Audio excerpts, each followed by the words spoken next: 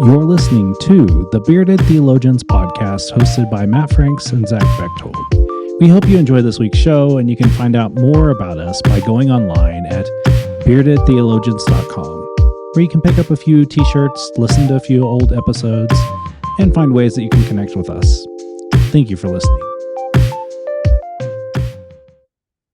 You're listening to the Bearded Theologians podcast hosted by Matt Franks and Zach Bechtold. So, as we were kicking around the can, making funny TikTok videos that nobody's going to watch, that we don't post, we were going back and forth like we always do for an hour. And we landed on the conversation of listening. And so I still try to figure out how to have a good question. Like, Zach, how do you listen? Or when you think about listening, what comes to mind to you? Or like what listening, as you think about listening, like what's rattling around in your head? Not very much, but no, so this conversation came up in the broader conversation that Matt and I were having about how do we have conversations with people, and are we it kind of how that spawned through, and in some of the conversations I've been having with folks in my community and in my church. It's dawned on me over the last, I don't know, portion of time. I've been thinking a lot about it of I don't know that I know how to ask questions anymore. And that led Matt and I into the conversation of, do we even know how to listen anymore? And there's a lot of research and a lot of talk and a lot of conversation about how we listen and active listening, and we seem to live in a society and a culture that our purpose of listening is to respond. And once we start doing that, um, you know, even on this podcast, right now, Matt is working up a response for whatever I'm talking about right now, because that's kind of how we're wired as people in our culture. In okay, Zach said this, now I'm going to respond to that and say this, rather than walking through just hearing, hearing the whole statement, hearing the whole thing, and giving it time to breathe. And I found in my personal life and professional life that to me, it comes down to I don't know how to ask questions anymore that are that build relationships, right? I know how to ask the theological conversation. I know how to ask pointed questions, but I think I've forgotten to ask those, or how to ask those relationship building questions, partly because I don't know that people ask them of me very much. I think the standard conversation that we have with people we don't know is, "What do you do? What do you do for a living? What occupies your time? What do you do for money?" For pastors, when we're meeting people in our congregations, they already know that, and so we don't get to ask the same question back, which then leads into all of the other questions we would ask. Tell me about your family. Tell me about this. Tell me, how did you get to where you are today? We jump off into relationships and things into a much different way than in the past, and so I think like Matt proposed, it comes down to listening. How do we listen? And I think we have this huge disconnect in our lives as people, and in our culture today, that's disconnected from not only the listening piece, but the inquisitive relationship building piece. That all of that's become very, I don't want to use the word shallow, because I think we have some very good relationships with people. Um, and I don't even mean surface level, but like just not as deep as they could be, right? Um, my phone keeps ringing. Apparently, I'm Well, popular. yeah, apparently people want you to listen to them. Apparently. Um, or someone's wanting you to listen about your car's extended warranty. Um, I think when we, um, you're right, listening to respond is more how we're wired. Um, I think there is an art of listening, and there's actually a whole book called The Art of Listening.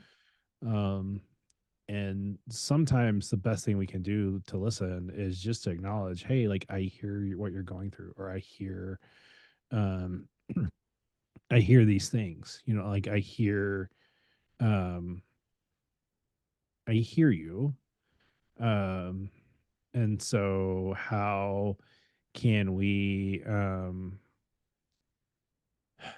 not listen to respond, but listen to care? And I think that that's where building the relationship is key.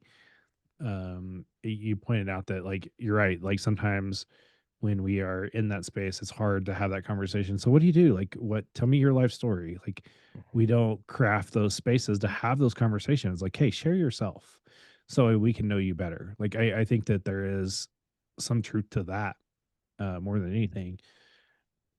But if we can be open to the opportunity to just take in knowledge, or do work and really build, working towards building that relationship, then we begin to hear what people are going through and all the things. Like, you can pick up on things that people are going through, and they don't have to tell you. Like, it will be there if you're listening Mhm. actively, and listening to listen, to understand, and not to fix or to respond. And the challenge with that is literally just like telling yourself, I'm not here to fix this. I'm not here to fix this. I'm not here to fix it. They're not asking for my advice. There are times when you're listening and they're asking for your advice. Like, if I were asking you, Zach, hey, can you go find me, like, I've got this problem with my car, like I need this thing and this thing and this thing. Can you help me find it? Like that. That's a listener response.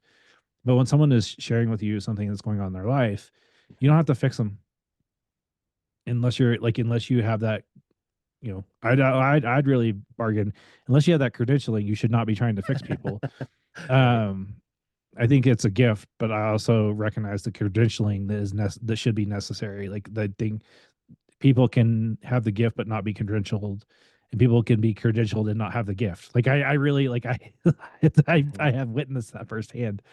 But I do think that when you're in that space and having that, and that's just it, we don't create that space enough to be vulnerable to have that conversation. And it kind of goes back to what we were talking about last week with the idea of the masculinity.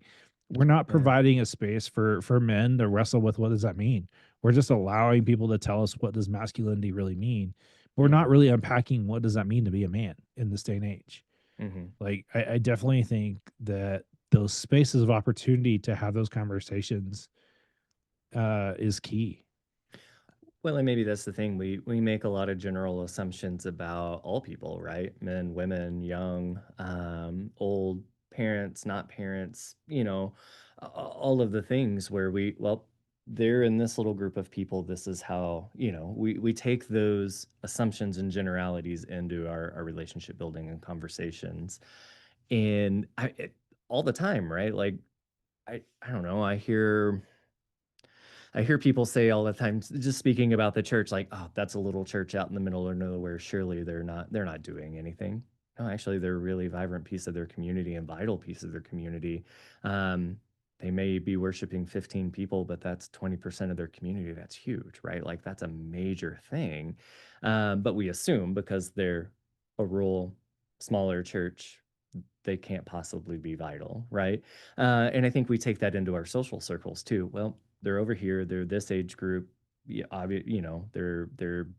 they're this race, they're this gender, they're this, they're that, and we take that and build a narrative around them before we even get to know them, which then creates a barrier. So we can't get to know them, right? We don't ask the right question. We don't even ask questions, but we don't ask the right or good questions to break those walls down, even in ourselves, right? We just assume, well, I'm here, they know me. I, you know, I'm playing from behind the eight ball, right? Like, I, so David Brooks, I have a book over here. I don't often recommend books on any podcast, especially our own, but David Brooks wrote a really good book, How to Know a Person, and he starts exactly where you said a little bit ago of, I think we as people just innately want and need to be seen and heard for who we are, where we are, what we're doing, rather than fixed. And you're right. we as clergy are horrible about that. Of we have to have all the answers, we have to have all the things, and when people come to us, we can't say I don't know. We can't say that's a lot, and we're just going to sit with it for a while. We have to give some pontificated answer, right? We have to portray the, you know, spiritual counselor piece of who we think we're supposed to be, instead of just saying, you know what, let's just sit in the ashes for a minute. I hear you, I see you, I'm so sorry. um and like you said, hear the grief or the joy, or what's really going on as people are talking. If we're just listening to fix or respond or whatever, we miss those things. We miss the grief in people's stories. We miss the joy in people's stories. We miss the celebration in, look how far I've come, right? And yet there's still more to go. We miss those things if we don't start with hearing and seeing people. And I think we're really bad at that. I think that's where we started. And I think we were kicking around an idea, I kind of just jotted down this maybe idea for a sermon series. Who knows? This may not come out, but um, literally titled "Listen," and then how do we listen for joy? How do we listen without fixing, and then how do we listen to the world around you? I think that those are things that we can learn how to do better, and if we can, I think it makes a difference. I think Um, so too. Um, I think so too. And I think that that's definitely not a bad place for us to land. How can we listen for joy? How can we listen without fixing? And then how can we listen to the world around us? Yeah, I like that. So, since the last time we talked on Zoom, 2 weeks ago, because we didn't talk about it last week because we had Chris on, where have you seen God at work in your life? Uh so I was supposed to be out of town this week, and I ended up canceling my trip so I could be home and help around the house with the kids and do the things. Because Michael's got some new exciting things going on, and logistically, I didn't need to be out of town, and that's where we are. And because of that, it freed my schedule up to be able to meet with a variety of folks and hear and listen into some things they're really excited about, to do some planning around some church stuff, but also just to get to know some people I haven't had the opportunity to get to know on a deeper level. And so I filled the 3 days that I was gone, or supposed to be gone, with with coffee meetings, and just the number of times I found myself in awe of the situation of, I wasn't supposed to be here this week. I had other plans, and yet here we are, sitting here having this fantastic conversation, dreaming about the future, hearing where God's at work in other people's lives, and then as a result, in the life of our church and in our community and my life. That otherwise I wouldn't have had those conversations. And so, not lost on me. There's that one, you know, plans don't always work out. Sometimes we have to cancel and do the things, and yet God shows up in those moments. And to have the FOMO of missing out, hanging out with people and doing something I was looking forward to doing. Yet I got to do some other really cool things, not only with church people, but with my family. So that was fun. I saw God's movement through all of that this week. What about you, Matthew? Um, when I this last week, or actually yesterday, um, I was supposed to be in two places this week and chose not to be at either one of the two places, to be with church folk and then also with family. And um, yesterday, my oldest had her last high school cross country meet, and that was a lot harder than I thought it would be. A lot of tears either held back or shed. But it just um, Laura talked about how um, she knew that God's gonna it's gonna be okay because God's in this. And like, you know, um, that just made my day. Um, there were a lot of other things the last couple of weeks, but like that, in the midst of all that craziness, that definitely made uh the hard thing better. But Mm. um, I think that it was just such a great time and opportunity. So yeah, You know, I love that. Not only did you get to be in that space for your kiddo, but you know, being a pastor dad's hard, right? You're always a dad first, but there's that lingering expectation that you get to be your family's pastor and especially your kids. And you never know how that goes, right? yeah, And to hear our kids express that and have that hope and encouragement that they see the movement of the spirit too is pretty cool. Thanks for yeah. sharing that. Listeners, thank you for listening. You can find out more about us by going to our website at beardedtheologians.com, where we have all sorts of great things, past podcast and all that stuff. I mean, we are creeping up on year 10, Zach. It's I know. coming. That's like It's uh 2,000 episodes. It's not. not really. Maybe 600, I was but gonna not. say we should be bumping up against 600 this year. Um 10 but years. gosh, this has been so much fun and I just enjoy this. And so, listeners, thank you for listening. And for the Bearded Theologians, I'm Matt Franks. I'm Zach Bechtold.